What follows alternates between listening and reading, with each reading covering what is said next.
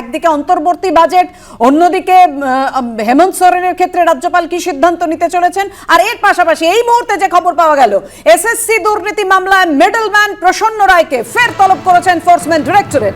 6 ফেব্রুয়ারি CGO কমপ্লেক্সে ফের তলব প্রসন্ন রায়কে।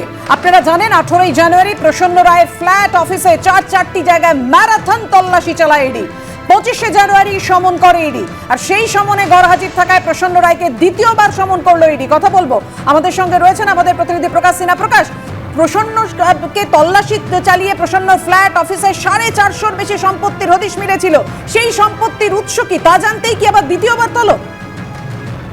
একদমই ঠিক বলছো পাপিয়া, যেটা ইডি সূত্রের খবর, যে সম্পত্তির কথা বলা হচ্ছে 450-র বেশি সম্পত্তি, সেটা কিন্তু বেড়ে দাঁড়িয়েছে প্রায় 500। অর্থাৎ প্রসন্ন রায়ের 500-র বেশি সম্পত্তির নথি তার অফিস থেকে পাওয়া গেছিল।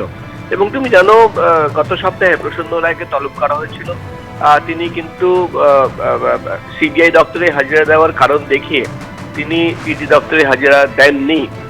গতকাল আবার তাকে নোটিশ পাঠানো হয়েছে। ইডি সূত্রের খবর, আগামী 6 তারিখ অর্থাৎ 6 ফেব্রুয়ারি সকাল 11:30 নাগাদ ইডি দপ্তরে তাকে হাজির হতে বলা হয়েছে। মূলত তার এত পরিমাণে সম্পত্তি, যেটা ইডি তরফে দাবি করা হচ্ছে, প্রায় কয়েকশো কোটি টাকার সম্পত্তি রয়েছে তার একটি ট্রাভেল এজেন্সির ব্যবসা রয়েছে, তার কার রেন্টালের ব্যবসা রয়েছে। একজন ট্রাভেল এজেন্সির ব্যবসায়ীর প্রায় 500টির বেশি জায়গার সম্পত্তি কোথা থেকে আসলো? তুমি জানো সিবিআই তরফে যে চার্জশিট জমা পড়েছিল, সেখানে কিন্তু প্রসন্ন রায় মেন মিডলম্যান কলকাতায় বসে সে কিন্তু ডিল করাতো এবং বিভিন্ন জেলা থেকে তার কাছে টাকা পৌঁছে যেত। এখানে ইডি আধিকারিকরা দেখতে চাইছেন যে 500টির বেশি সম্পত্তির হদিশ তারা পেয়েছেন বা নথি তাদের কাছে রয়েছে, সেই টাকা কোথা থেকে আসলো। তাহলে কি প্রভাবশালীদের টাকা মার্কেটে খাটানোর জন্য, ব্ল্যাক মানি হোয়াইট করার জন্য বেনামি সম্পত্তি কেনা হয়েছিল?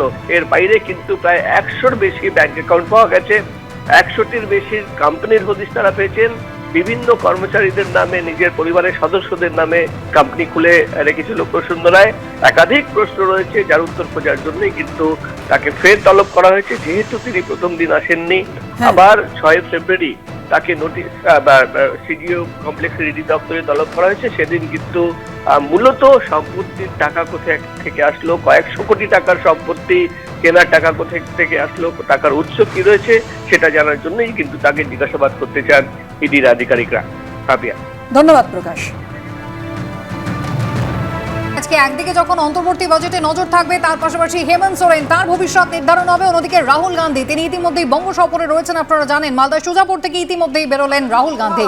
ভারত জোড়ো ন্যায় যাত্রা নিয়ে রাহুল গান্ধী রওনা দিচ্ছেন এবার কৃষ্ণনগরের উদ্দেশ্যে। মালদার সুজাপুর থেকে রওনা দিলেন রাহুল গান্ধী, বহরমপুরের উদ্দেশ্যে রওনা দেবেন। বহরমপুর থেকে বেরোলেন রাহুল গান্ধী।